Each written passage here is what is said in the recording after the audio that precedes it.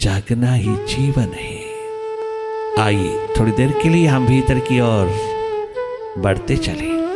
बाहर की दोनों पलकों से थोड़ा अवकाश ले लें और अपने आविष्कार में उतरते चले जाएं। थर्ड आई का आविष्कार करें, थर्ड आई को जगमगाएं। बाहर की दोनों पलकें मूंदते ही आपकी 80% ऊर्जा शक्ति, आपकी 80% एनर्जी भीतर की ओर बहने लगती है। बाहर का भटकाव दाएं बाएं का नहीं रहता। 80% एनर्जी आपकी सेव होती चली जाती है और आप भीतर की आंख में उतरते चले जाते हैं। बहुत सहज में दोनों पलकें मूंदते ही आप भीतर की ओर देखने लगते हैं। आप देख ही रहे हैं, बहुत नेचुरल वे में देख रहा है। आपका देखना शुरू हो गया। आपका ध्यान भीतर की ओर चला, आपकी सुर्ती भीतर की ओर, आपकी अवेयरनेस भीतर की ओर एकदम उतरी। आपकी मुलाकात अंधेरों से हुई। आपके सामने अंधेरा ही अंधेरा, सन्नाटा ही सन्नाटा है। आप उसी को देखते रहना। आप स्वयं देखने वाले हैं। You yourself is third I. Third eye is not a part of body. You yourself is seer, witness, and observer. You are a non-doer. You are an enlightened one. तुम प्रकाशमान स्वरूप हो। तुम देख रहे हो। भीतर अंधेरा है, सन्नाटा है। बहुत शांत मौन मुदित भाव में देखते रहना। केवल देखना। जोर ना पड़े, प्रेशर ना पड़े, दबाव ना पड़े। बहुत सहज में, जैसे बाहर की आंखों से बाहर को देखते हो, ठीक नेचुरल वे में बाहर की पलकें मूंदा और देखना शुरू हुआ। वही देखना जो अपने आप स्वतः दिखाई दे रहा है, जो अपने आप दिखाई देता है, वही देखना। विचार है, विकार है, विकल्प है, वृत्ति है, अंधेरा है, सन्नाटा है, थॉट्स का ट्रैफिक चलता है। बहुत चहल पहल है विचारों की भीतर के अंधेरों में। आज सुबह से शाम तक जो भी किया सब सामने आ रहा है। सारा डस्ट जो भीतर इकट्ठा हुआ है वो उठ उठ करके सामने आएगा। आज का किया हुआ सर्वप्रथम सामने आएगा, कल परसों चौथ का किया हुआ आएगा, क्योंकि वो लेयर बाय लेयर भीतर पड़ा है। आपने भीतर उसके इम्प्रिंट्स पिरोए हैं।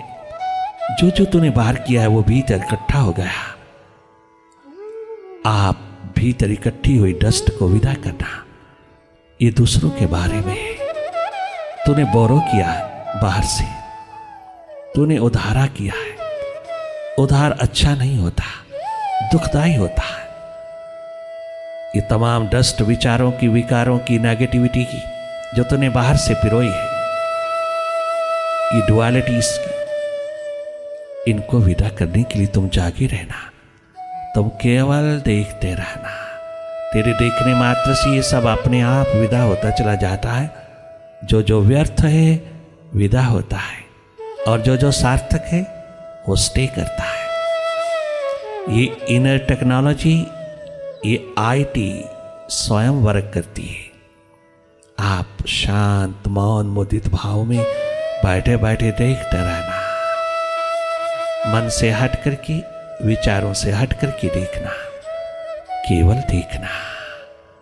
देखना ही अनुभव है। देखना हम सबका स्वभाव है। देखना टेक्निक नहीं है, मेथड नहीं है, स्वाभाविक है। बाहर की दुनिया को बाहर की आंख से देखते हैं, हम भीतर की दुनिया को भीतर की आंख से देखते हैं। हम सबके पास बराबर है थर्ड आई। हम सब स्वयं हैं थर्ड आई, स्वयं हैं शिव नेत्र। हम स्वयं देखने वाले हैं। अपने भीतर जिसने भी देखा वो एक दिन मालो माल हो गया, आबाद हो गया। मौन पूर्वक देखते रहना, करना कुछ नहीं, केवल देखना, अपनी ओर जागे रहना, देखते रहना, एक न्यूट्रल एनर्जी होकर के देखना, निरपेक्ष ऊर्जा होकर के देखना, निष्पक्ष होकर के देखना।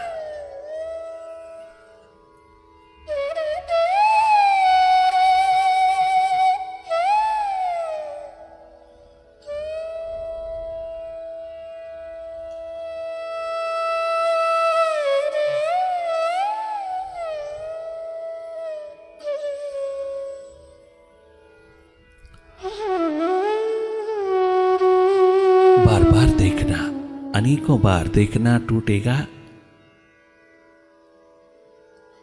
ये वाचिंग प्रोसेस टूटेगा, बार बार खंडित होगा, बार बार डिस्टर्ब होगा।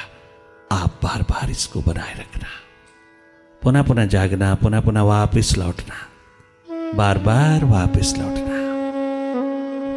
This is a retreat. वापस लौटना मन के बाजार से,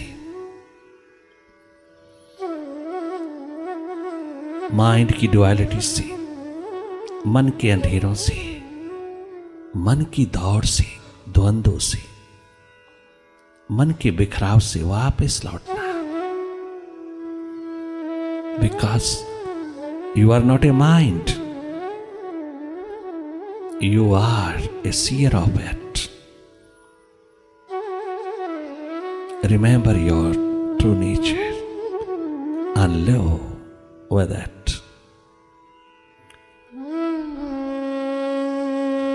चाहे अंधेरा कितनी देर स्टे करे, आप अंधेरों को ही देखते रहना। जैसे बाहर के सूर्य के समक्ष बादल छा जाते हैं, बहुत घने बादल छा जाते हैं, सूर्य को ढांक लेते हैं, किंतु सूर्य विद्यमान है, विराजमान है वहां बाहर के आकाश में। वो जिस तरह से वो बादलों को हटाता नहीं, ऐसे शिव नेत्र भी मन के अंधेरों को हटाता नहीं, वो केवल जगमगाता। धीरे धीरे स्वयं अंधेरे पतले होते चले जाते, भीतर विचारों विकारों के बादल स्वयं छटते चले जाते। ये सब अपने आप होता है। तो हम अपनी रिमेम्बरेंस में, अपने जागरण में, अपनी होश में रहना। तो हम जागे जागे देखते रहना, तुम जगमगाते रहना अपने स्वभाव में। You are a neutral energy, you are a seer, you are a non doer.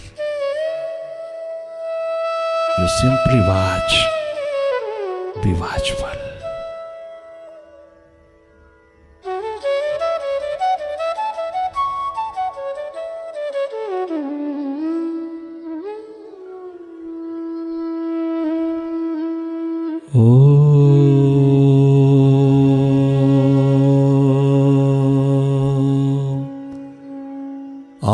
ओंकार आमीन। एमन। तेरे दर पे मेरे प्रभुवर कौन सी शय मिली नहीं, ये झोली मेरी तंग है, तेरे यहाँ कमी नहीं। ये झोली मेरी तंग थी, तेरे यहाँ कमी नहीं।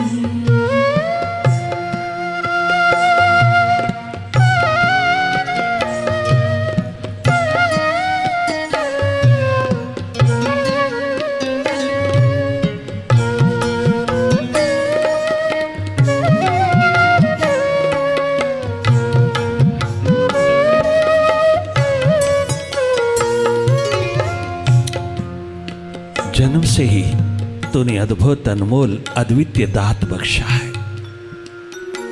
तूने जो परम संपदा परम धन श्वासों के रूप में, तमाम ह्यूमन डिवाइन क्वालिटीज के रूप में हर प्रकार की सुखों के अवसर तूने हमारे भीतर पिरोए हैं। हे परम पितु परम मातु, हे प्रभु, जन्म से ही तूने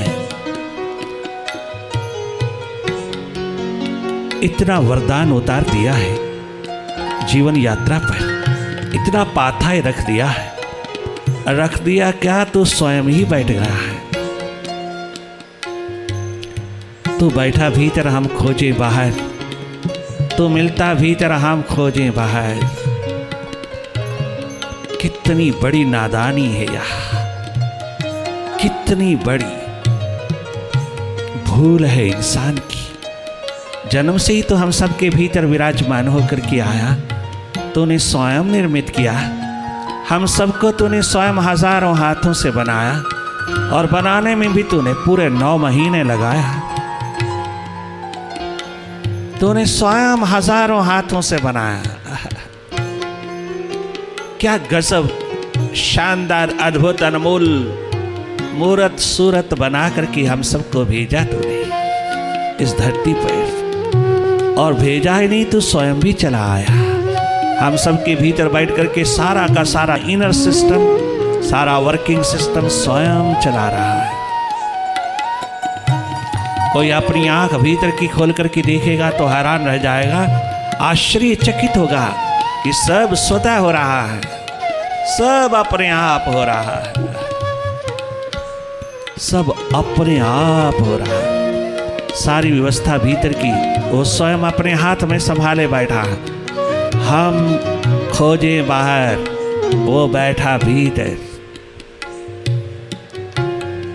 सब दुनिया भर के शिखर लेकर के भीतर बैठा है, वास्तविक संपदा के शिखर लेकर के भीतर बैठा है, और हम उसको बाहर ढूंढते हैं। ये नादानी, ये इग्नोरेंस, ये अज्ञानता, ये अविद्या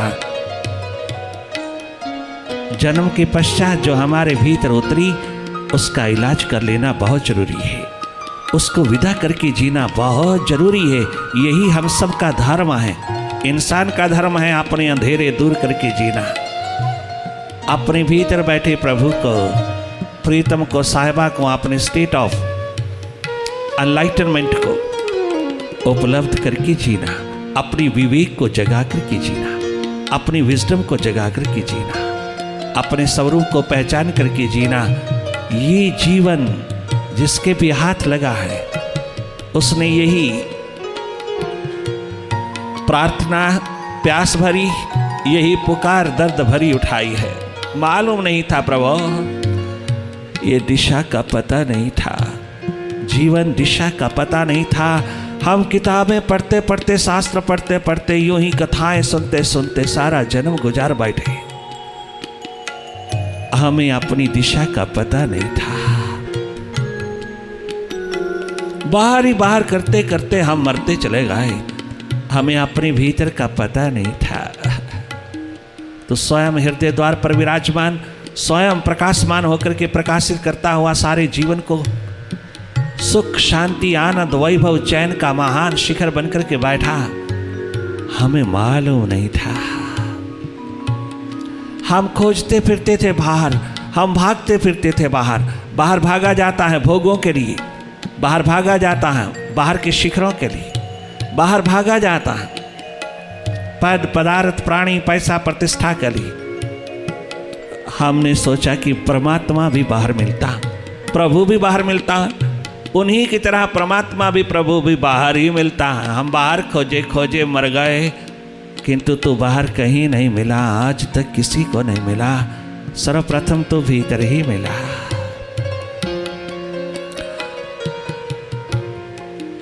जन्मों जन्मों से हम अपनी तलाश, अपनी खोज, अपनी याद, अपनी स्मृति में उतरे, किंतु हमारी जीवन यात्रा के बीच में, हमारी अंतस की यात्रा के बीच में कोई ना कोई अड़चन आती ही गई, कोई ना कोई अटकना आता ही गया, कोई ना कोई अटक आती ही गई, कोई ना कोई अड़चन आती ही गई। कभी इस राह पर धन के रूप में अड़चन आई, कभी इस राह पर पदार्थ के रूप में अड़चन आई। धन मिला, धन में खो गए, पदार्थ मिला, पदार्थ में खो गए, प्रतिष्ठा मिला, हमने उसी को अपना लक्ष्य मान लिया, उसमें खो गए, सुंदर रूप मिला, उसमें खो गए, रस मिला, उसमें खो गए, बड़े बड़े स्टेटस मिला, पद मिला, हम उसी में रह गए। अनादिकाल से हम खोजते चले आए तुझ अनाथों के नाथ को, किंतु तेरे तक पहुंचने में हम कभी सफल ना हो पाए। हमारी राह पर कभी कछु, कभी कछु, कभी कहीं कछु, कुछ ना कुछ ऐसा अड़चन, ऐसा अटकाव आता ही चला गया। भले इंसान माने ना, भले वो अपनी बुद्धिमत्ता को, बड़े विवेक को ऊंचा कर कर के बात करे, किंतु हुआ है। हाँ, कोई रोक तो सकता नहीं, कोई अटका सकता नहीं, कोई अड़चन डाल नहीं सकता। अगर तू ही ना रुक जाए, तू ही समझौते करता है, तो स्वयं तेरी प्यास में, तेरे दर्द में, तेरी दीवानगी में, तेरे प्रेम में कमी, कमजोरी, इसलिए हर एक पड़ाव पर रुकता चला जाता है और आखिर को प्यास को विदा करके सदा सदा के लिए मौत के हवाले हो जाता है। हर एक पड़ाव तेरे रास्ते पर आया, तूने उस पड़ाव को पड़ाव नहीं समझा, तूने उस पड़ाव को मंजिल समझ लिया, तूने उस पड़ाव को लक्ष्य समझ लिया। इसलिए खाली हाथ हर जन्म में लौटना ही पड़ा, खाली हाथ 2 आंसू लेकर के लौटना पड़ा। परंतु प्यारी प्यारी संतानों, ऐ भारत माँ के लाडलो, ऐ भारत माँ की संतति, ये जन्म अब हाथ से ना जाने देना। इस जन्म में कितनी भी अड़चने आए, कितनी भी अटकलें आए, कितनी भी अटकाव आए, उन सब के पार होते चले जाना। कितना भी पड़ाव आए, ये सब पड़ाव तुझको मौत के हवाले करते चले गए आज तक की जिंदगी में, किंतु ये जिंदगी तेरी जो हाथ में है, ये जन्म अब और ना मौत के हाथ लगी, अब और ना किसी पड़ाव पर रुकना हो जाए, अब और ना किसी भी पड़ाव में तू आसक्त हो जाए और अपनी अनमोल जिंदगी को, अनमोल श्वासों को 2 कौड़ी का राख की ढेर करके चला जाए। ये पश्चाताप, ये पछतावा, ये रिपेंटेंस तेरा हाथ ना लगे, 2 आंसू दरिद्रता के, गरीबी के हाथ ना लगे, तो हंसता हुआ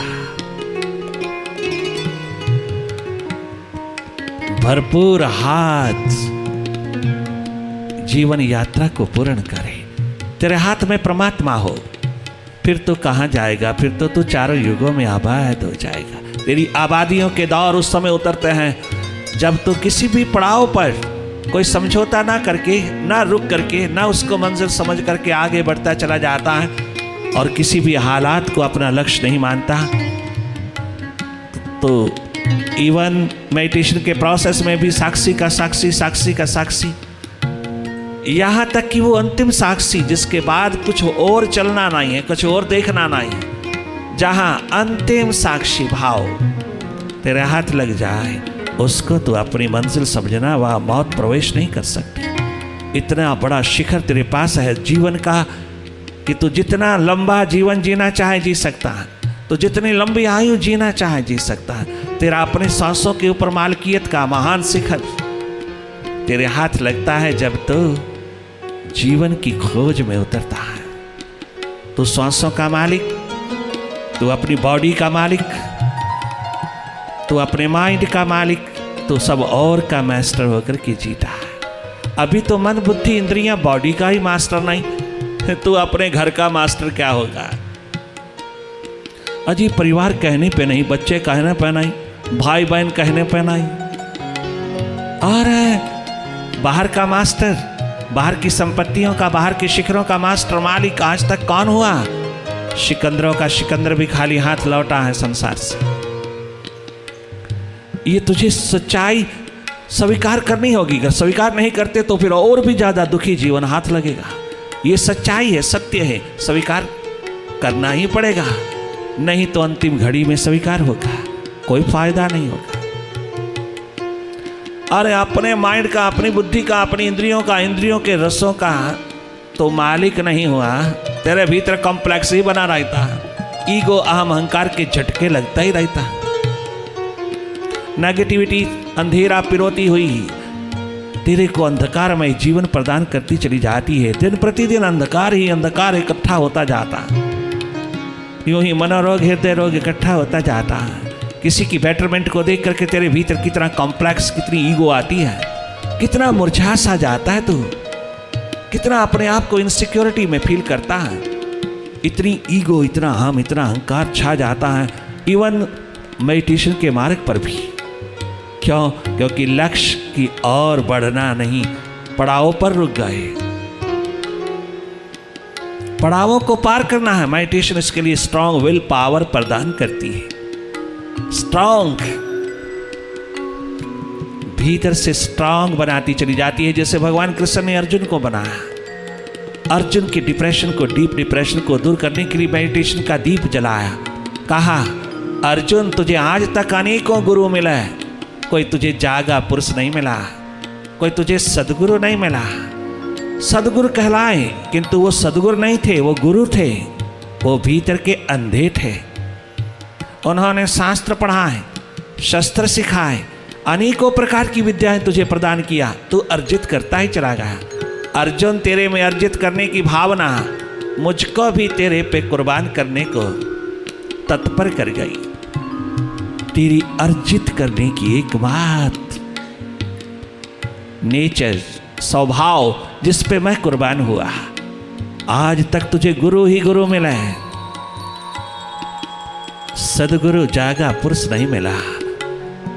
इसीलिए कंसंट्रेशन पावर का मालिक होकर के, कंसंट्रेशन पावर का शिखर होकर के, सारे महाभारत में कंसंट्रेशन का खजाना जिसके पास हो, एकाग्रता का खजाना जिसके पास हो, कंसंट्रेशन पावर का मालिक हो जो, वो भी भटक जाए, वो भी अपने कर्तव्य से, अपनी ड्यूटी से च्युत हो जाए, वो भी भाग खड़ा हो, भगोड़ा हो जाए, एस्केपिस्ट हो जाए, वो भी उस अवसर पर अपना साहस और हिम्मत खो बैठे जिस अवसर की उसको दिन रात इंतजार थी, प्रतीक्षा थी। वो अगर आज सामने आया है, वो अगर आज तेरे हाथ लगा है, तो तुझे क्या हो गया? भय शोक मोह के अंधेरों में डूबा हुआ अर्जुन, सच बता तेरी कंसंट्रेशन कहाँ है? तेरे कंसंट्रेशन का तीर बाहर की ओर चला है। तेरे पास कंसंट्रेशन पावर का जो तीर है वो बाहर की उपलब्धियों में चला है, बाहर की प्राप्तियों में चला है। भीतर अंधेरा छा गया है। वो तीर भीतर की ओर भी थोड़ा सा चलता तो आज ये नेगेटिविटी तुझको कभी ना पकड़ पाती। आज तो अंधेरों का गुलाम, अंधेरों में डूबा हुआ भगोड़ा ना होता।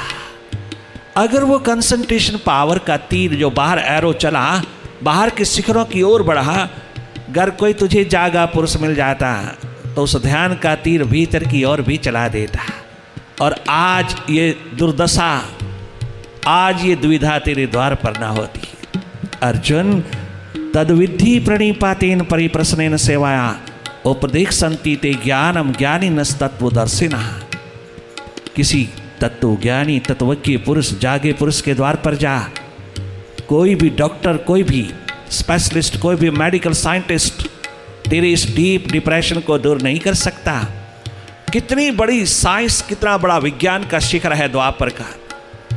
किंतु भगवान ने कहा, उस सदगुरु ने कहा, उस जागे पुरुष ने कहा, उस महापुरुष ने कहा, उस 16 कला संपूर्ण आज सदगुरु का रूप लेकर के अर्जुन के समक्ष खड़ा हो गया और इशारा कर दिया, किसी जागे पुरुष के द्वार पर जा और जो जो कहे वो करता चल, उसकी सेवा में डूब जा। जैसे ही प्रसन्न होगा वो तुझे तेरी जिंदगी को बहाल कर देगा, मालो माल कर देगा। वह तुझको सारी की सारी नेगेटिविटी से आज़ाद कर देगा। कंसंट्रेशन का तीर बाहर की ओर ही चलता है सबका, भीतर की ओर का तो पता ही नहीं है तुझे।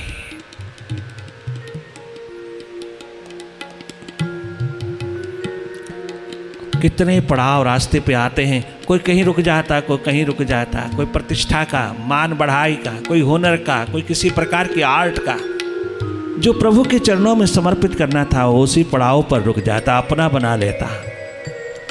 प्रभु अनेकों जन्मों से मैं अपनी पहचान, अपनी खोज, अपनी तलाश में अपनी जीवन दिशा की ओर बढ़ा, मैं चला। ये नहीं कि मैं चला नहीं प्रभु, मैं हर जन्म में चला, हजारों हजारों लाखों जन्मों में चला, मैं अपनी पहचान में चला, किंतु रास्ते में अड़चन ही अड़चन आई और मैं अटकलों पर ही, अड़चनों पर ही, मैं केवल मात्र उन रुकावटों पर ही रुका रहा। कोई जीवन दिशा देने वाला, कोई बाजू पकड़ करके मुझे पार लगाने वाला, कोई उन पड़ावों के पार ले जाने वाला नहीं मिला था। तेरी ओर से कमी नहीं थी, तेरी ग्रेस में कमी नहीं थी, तेरी कृपा में कमी नहीं थी, तेरी करुणा में कमी नहीं थी। मैं तो यूं ही कंपेयर करता रहा, सारा जन्म भर दूसरों से ही तुलना करता रहा और अपने कॉम्प्लेक्स में मरा मरा डूबा डूबा जीता रहा। मैं तो सब समझौते ही करता रहा झूठ के साथ। मैं झूठ के साथ समझौतों में हर जन्म मौत के हवाले करता रहा। ये दुर्घटना, ये दुर्दशा, ये दुर्भाग्य मैंने हर जन्म में पिरोया प्रभु। इस जन्म में ना ये अन्याय, ये इनजस्टिस अपने साथ होने पाए प्रभु। इतनी कृपा करुणा बरसा देना। ये पुकार उठाई है प्यासे दीवानों ने मालिक के द्वार। ये जन्म व्यर्थ न जाए प्रभु। ये जन्म जीवन खोज में, जीवन तलाश में उतरे। आज क्वेश्चन जीवन कहाँ?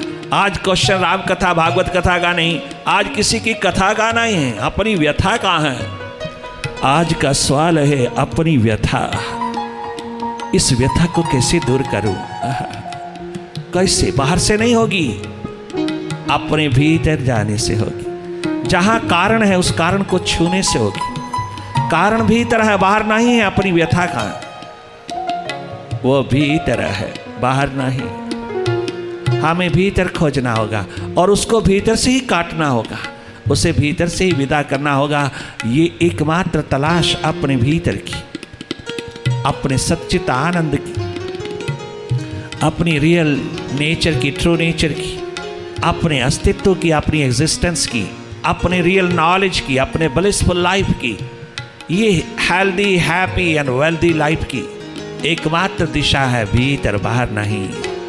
बाहर कर कर के मरे जा रहे हैं, हर जन्म में कर कर के मरते हैं, बाहर ही बाहर करते हैं और बाहर ही बाहर लद जाता है, शमशान तक पहुंच जाता है। हाथ केवल पश्चाताप ही लगता है और कुछ नहीं। ये जन्म पश्चाताप के अंधेरों को ना पिरोए प्रभु। बस तेरे द्वार पर कमी तो नहीं, किंतु जीने को जी रहा हूँ मैं दाता तेरे बगैर भी। जीने को जी रहा हूँ मैं दाता तेरे बगैर भी।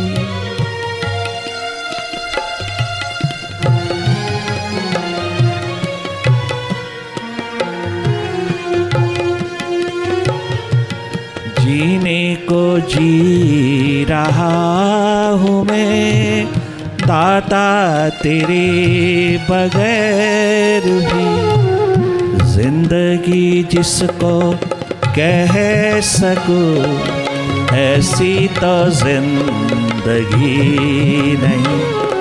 ये जिंदगी जिसको कह सकूं ऐसी तो जिंदगी नहीं। झोली मेरी तंग थी तेरे यहाँ कमी नहीं। ये झोली मेरी तंग थी तेरे यहाँ कमी